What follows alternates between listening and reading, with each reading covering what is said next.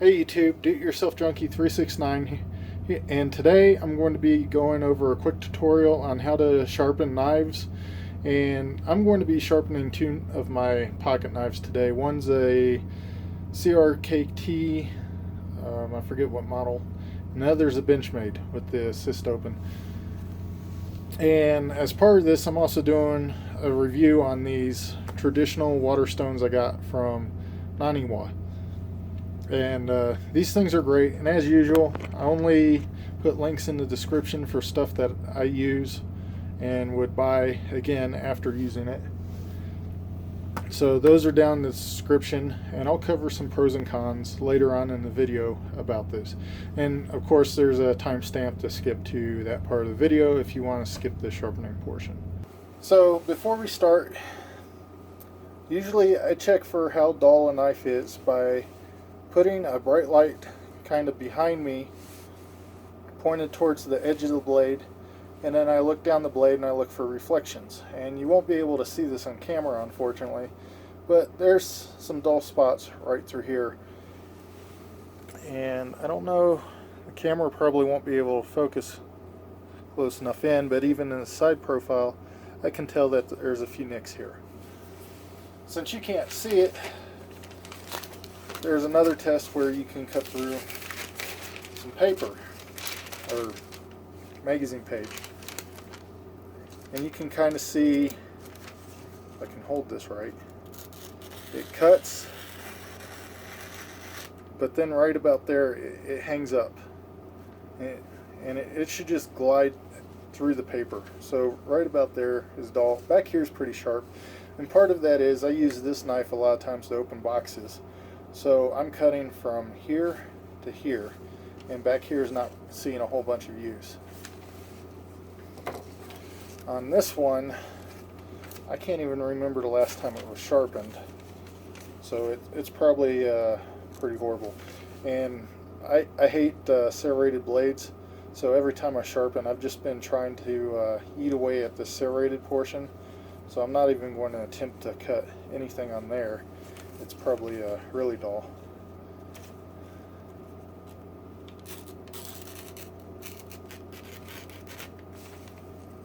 Actually, that's not too bad. It hangs up a little bit here and there. So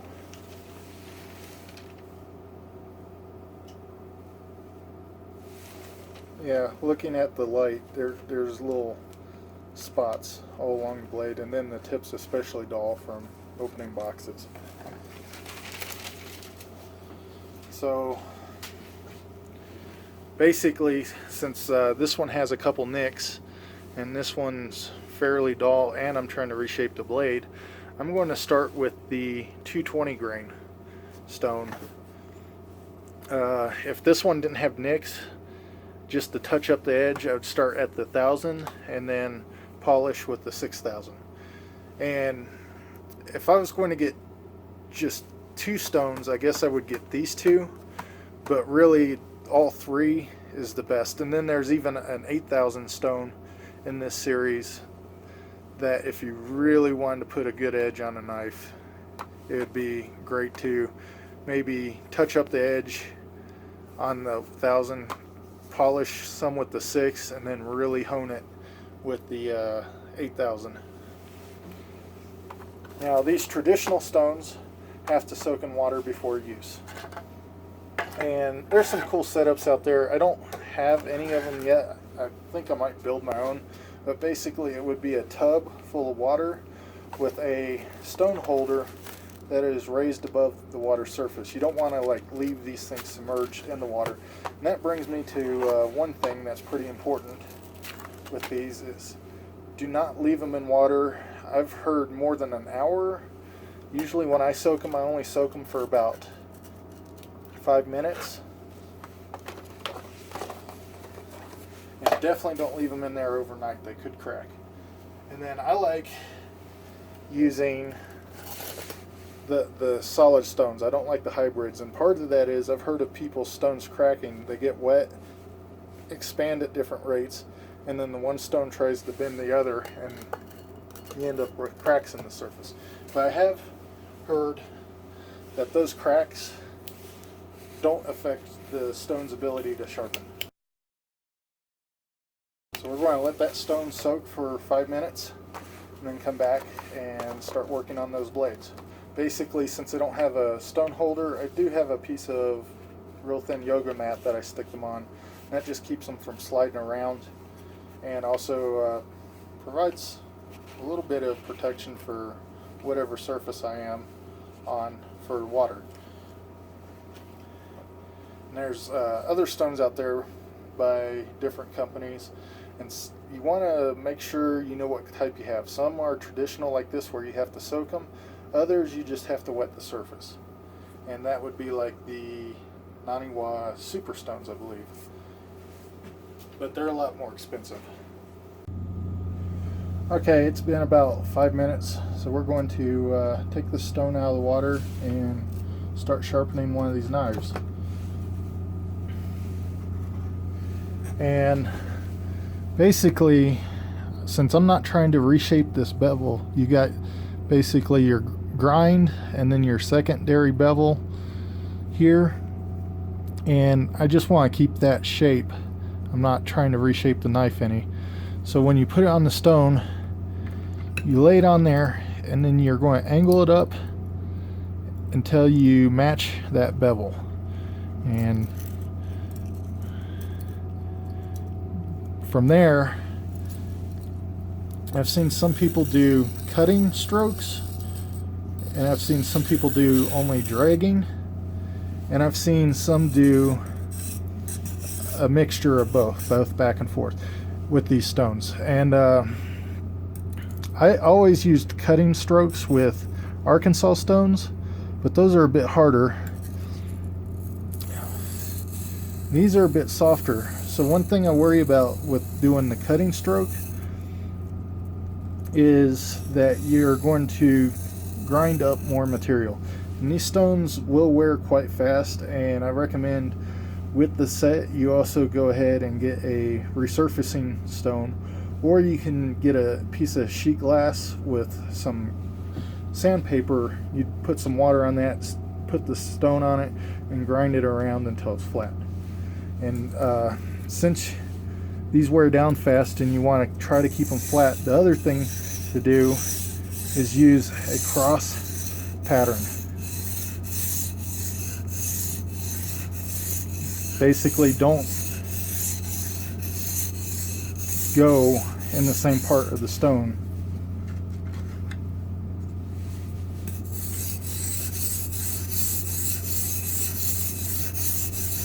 Move it around, vary the how you're cutting the knife, basically. That way you're not wearing down any one spot of the stone. And even though this is soaked in water, you want to keep water on it. And basically the water is going to break down the adhesive in the stone and create a slurry of abrasive, and that's what is sharpening the knife. And also it's keeping the stone from loading up with the steel material. And if you're doing draw strokes only, what you'd want to do is form a burr on the blade before you flip over and start cutting on the other side. And the other thing you're doing, if you are doing both draw and cut strokes, then you would want to look for that reflection. And if there's no reflection, you know you've sufficiently sharpened that side, and then you need to cut on the other side. And basically that is,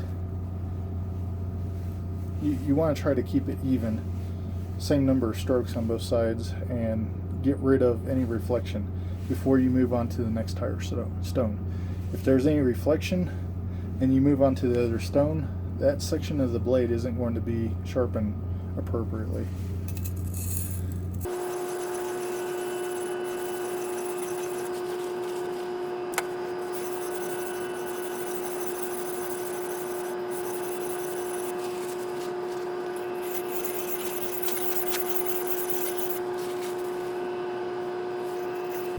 And then right here on this knife, this is kind of a design I hate, where the blade just runs into something.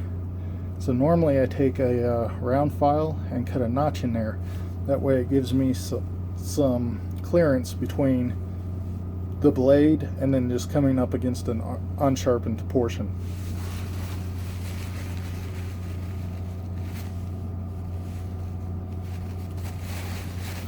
But that is something I haven't done to this knife. On the other knife, you'll notice that you had the sharpened portion of the blade, and then there is a relief here. That allows you to sharpen without running an unsharpened portion of the blade into the stone, and it just makes it easier to maintain the knife.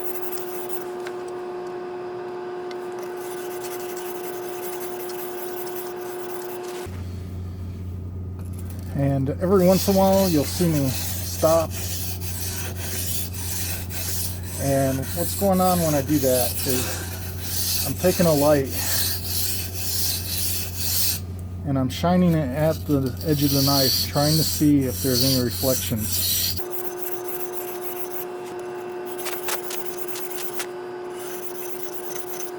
And then once you get to that point where there's not any reflection and you're ready to move on, it might be worth doing some draw strokes only.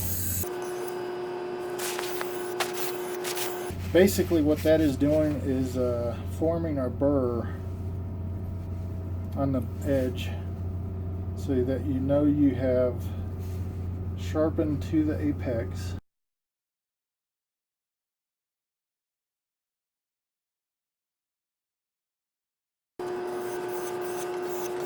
And part of that will be obvious because you'll be able to feel the burr if you draw your finger down the opposite side from the stone. So I was just sharpening on this side. If I draw down there, I'll feel a little bit of a folded over burr. And then the other thing is, if there's any area reflecting, you don't have a burr there. So you need to keep sharpening that spot. And then you'll want to take some sort of paper towel, rag, and get all the 220 grit off of there. So this one's ready to go on to the next step. And real quick, we're going to touch up just this little area here. We don't need to sharpen all of it.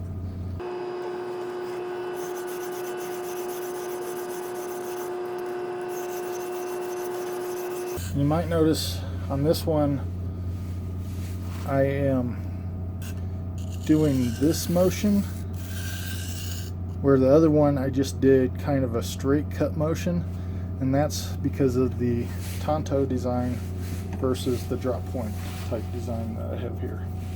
So on this one I didn't want to do that rounding motion and really round out this portion of the blade, but on this one, because it's round, you do a different motion.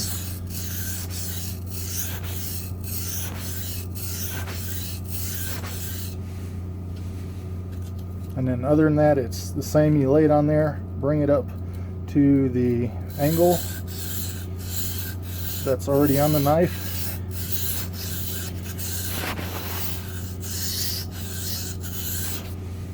And then don't really put any downward pressure on it. Just draw it back and forth to let the weight of the knife just lay on there. You don't need to put a whole lot of pressure on these stones. They're going to cut really fast.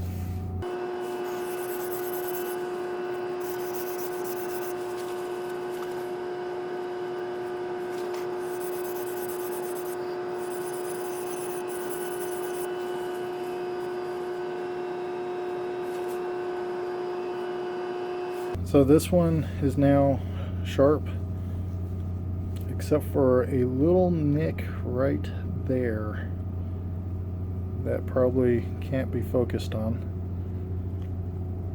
And the nick is deep enough here that I'd have to do quite a bit of grinding on this, like actually put it possibly on a belt sander or something to take off that much material. This would take it off, but it'd take a little bit longer than I want to spend. And the other part is the whole rest of the knife is sharp, and it's right at the tip there, so it'll eventually go away after I sharpen the blade multiple times. So I'm just going to leave that one little nick and go ahead and move on with the rest of the blade.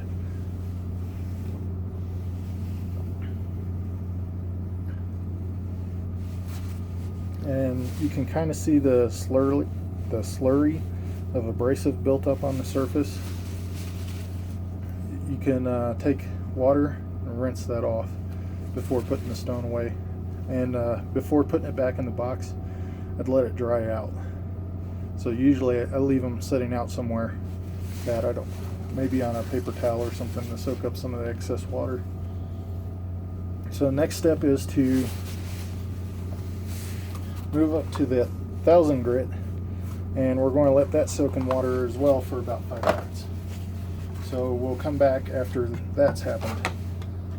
Alright, now that this stone has been soaking for 5 minutes, just take it out, put it on the pad, and the only change I'd make, first off, make sure there's not any grit left over from this stone on it. And then from here, what we're going to do is only do draw strokes, no cutting strokes. And basically, you keep doing that cross pattern to avoid wearing the stone out in one spot and making it out of level.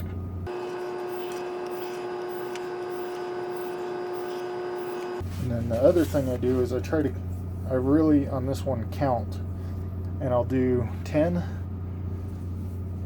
both sides, and then check, and then I might go back and do 8 both sides, 6 both sides, and keep going down that way until I hit 2 both sides.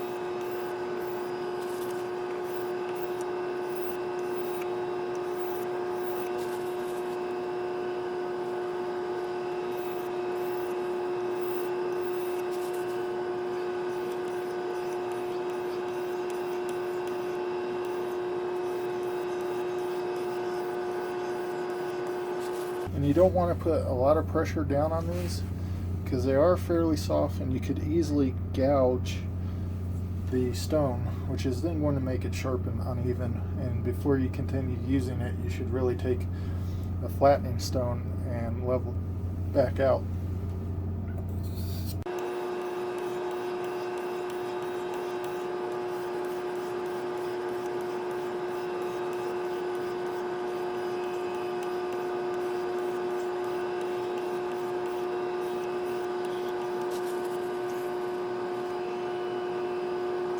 Okay, that blade is ready.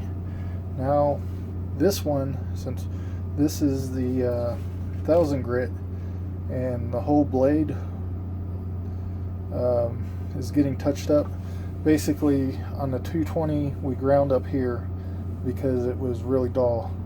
But now, since we're up to the next step, I'm going to do the entire blade. And this rounded point is a little bit tricky on only draw strokes.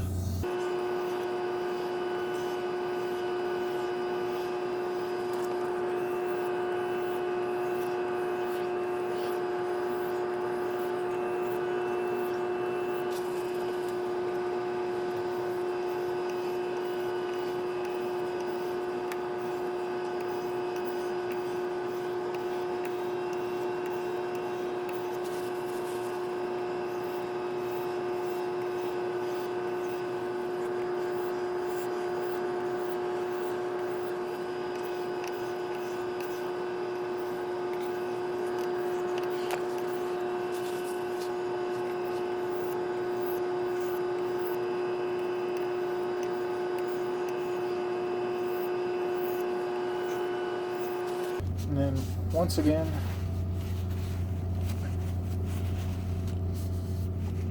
clean all the grit from that stone off, and we'll soak the next stone and get ready to run it. And this one basically just set aside and let it dry. The last stone we're doing is the 6,000. I don't own the 8,000. I might buy it later after seeing how these work, but as you go up in grit, the price of the stone increases. So you could pick the first two up in a set for about 35, 40 bucks. But this last stone cost about $80. That's with shipping. And then the 8,000 grit stone cost about $90 to $100. So we'll let this one soak for 5 minutes. It doesn't soak in as much water as these other two, and you'll probably have to add water to the surface more than the other two while you're using it. Okay, the 6,000 grit is ready to go, and it's the exact same as the 1,000 grit. Draw strokes only, and usually 10 each side, 8 each side, 6 each side, 4 each side, 2 each side. And after that, it should be oh yeah, and just a reminder, no real downward pressure on the blade. And after it's run over this, the sharpened bevel here should be fairly smooth and reflective. Like right now there's some scratches in it basically from sharpening, and those should really get polished out. And then the edge is already sharp right now, I can already tell you that, but it should be sharp enough to really take off some hair. So, and then as you can see, as I've sat here and talked, the water just kind of drained off the surface. It really doesn't soak up that much water, so you'll want to make sure and keep it wet.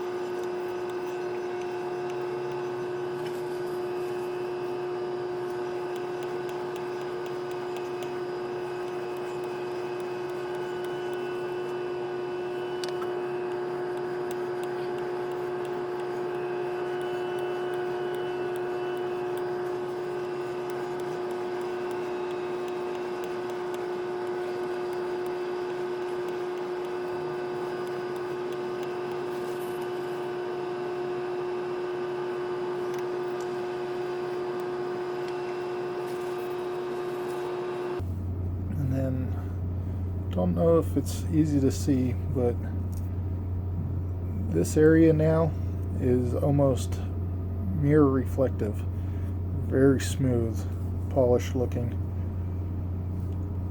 And then as you look down the edge, no reflection along there. And obviously clean off all the grit. I'll see real quick if you can see any difference in this.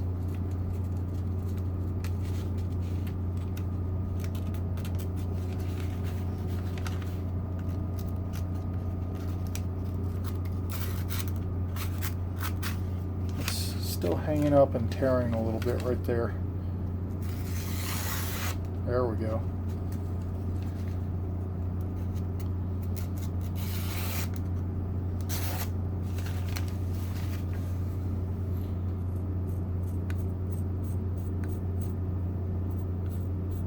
And it definitely sharp enough to shave with. And if you wanted to get even sharper than that, you could either strop it or put it on an 8,000 stone. which obviously I don't have. And then now time to finish up the black one.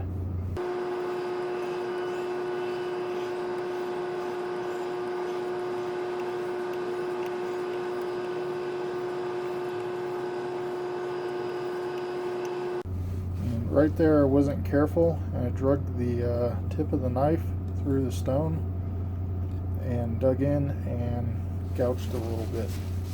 And that's where I'm saying you got to be careful with these. They're really soft, especially when you get up here. If you like go too far back on the tip and drag, you're going to cut a gouge in the stone.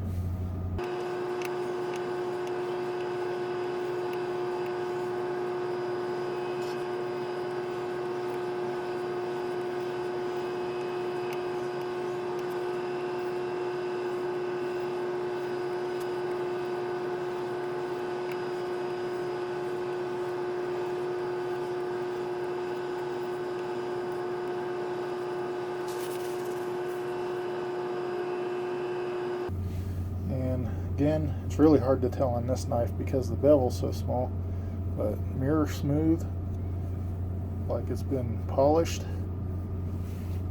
and no reflections. In fact, just through that additional sharpening and honing, I can barely see the nick that's in the tip. By the time I sharpen this blade again, it'll probably be completely gone. Magazine page. This is just amazing.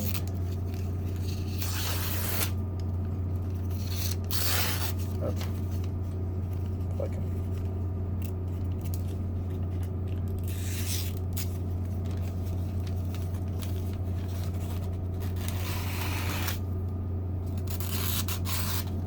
It just cuts like nothing's there. And then give myself another bald spot here.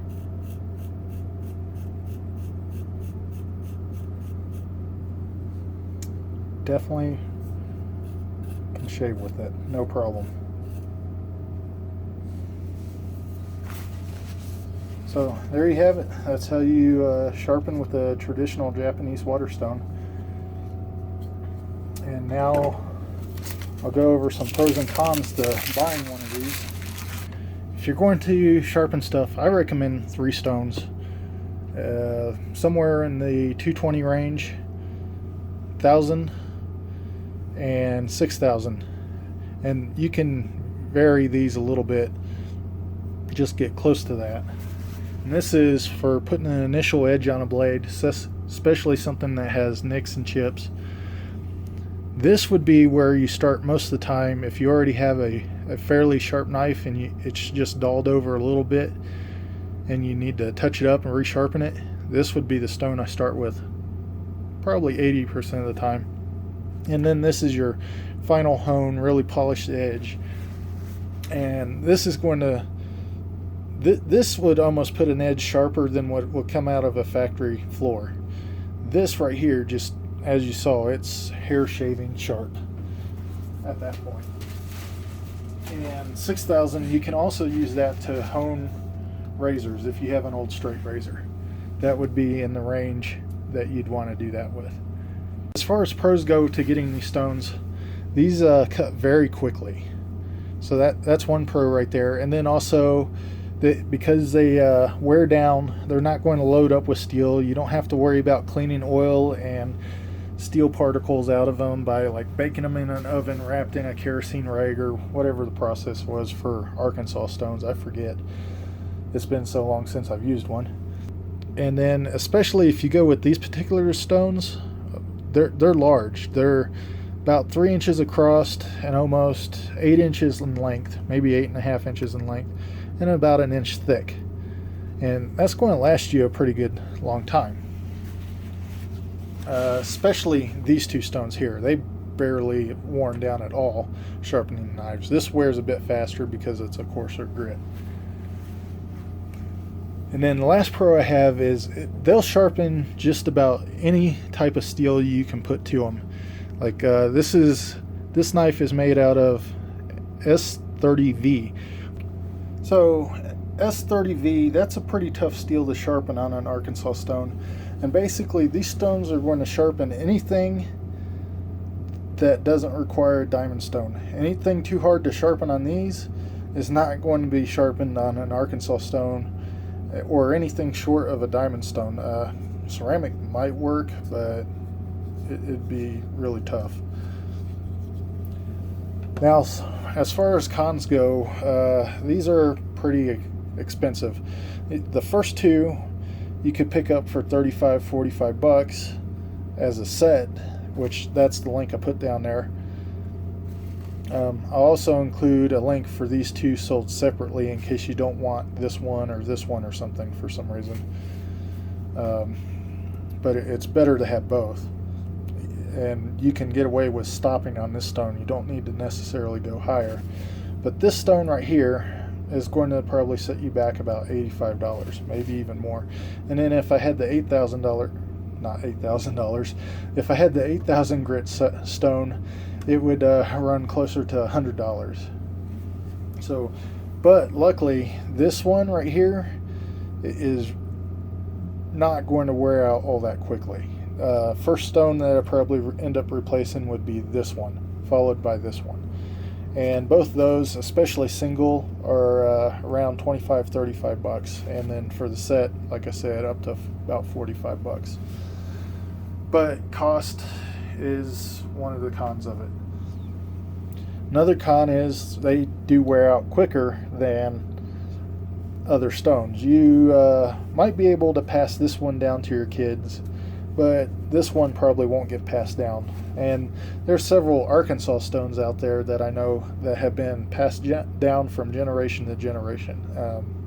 They wear down much slower than these. But like I said, these will cut just about anything. So you have to figure out what you need and what in your mind is worth it. Do you want to be able to sharpen all these new high-tech steels that are impossible to sharpen on a Arkansas stone, or do you want something that lasts throughout generations?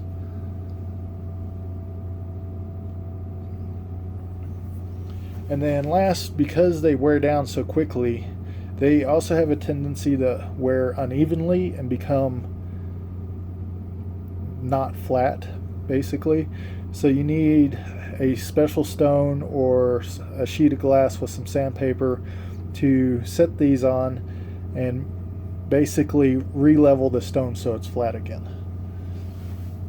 So that's one con. And that special flattening stone for these, that's going to set you back about $100 probably.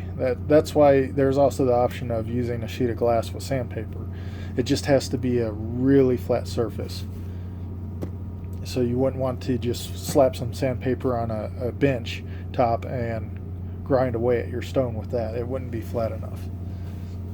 So that's kind of a cheaper option than getting that leveling stone. So that's all I have. I really, like I said, recommend these stones. I started sharpening with Arkansas stones, had a medium Indian stone. Actually, it was my dad's that I was borrowing. And I've also have some ceramic sharpeners at home, and none of them seem to do a good job as these. And even though they're expensive, I think it's worth it. And even using it on my kitchen knives, I expect I won't have to buy these more than maybe once every 5 years. Maybe this one in 5 years, possibly. Maybe 2 if I use it a lot. And these 2, maybe even a little bit longer. And so definitely check these out. They're worth getting. Whenever I wear these out, which eventually will happen, I'll be buying this exact same thing over again if it's still available. And so check out the links below. Again, that is the Naniwa Traditional Stone, made in Japan. And these things, I can't begin to cover or convey how awesome they are. I can't imagine using anything else now that I've sharpened knives on these. Hope you enjoyed the video. hit the like button. That helps me out a lot. Please subscribe if you're interested in seeing more videos. And if you own some Japanese water stones and you were just checking out how to use them correctly, leave a comment. Let people know what you think about them. And then go ahead, and if you don't own a set, go and check these out. They're not the most expensive Japanese water stones out there. Like the Naniwa Super Stones and Professional Stones are top of the line for that brand. And then there's also oh man, I can't remember the name of it. It's something like Super Sharp. And then there's cheaper ones like Sharp Pebble. I kind of went middle of the road. I wanted something that was a great stone. Usually the cheaper ones are smaller in size, and this was cheap for this size. It'd be really hard to find something bigger than this or equivalent size for about the same price as these. And on little pocket knives it doesn't matter so much, but when you get into kitchen knives, you're going to want this larger stone.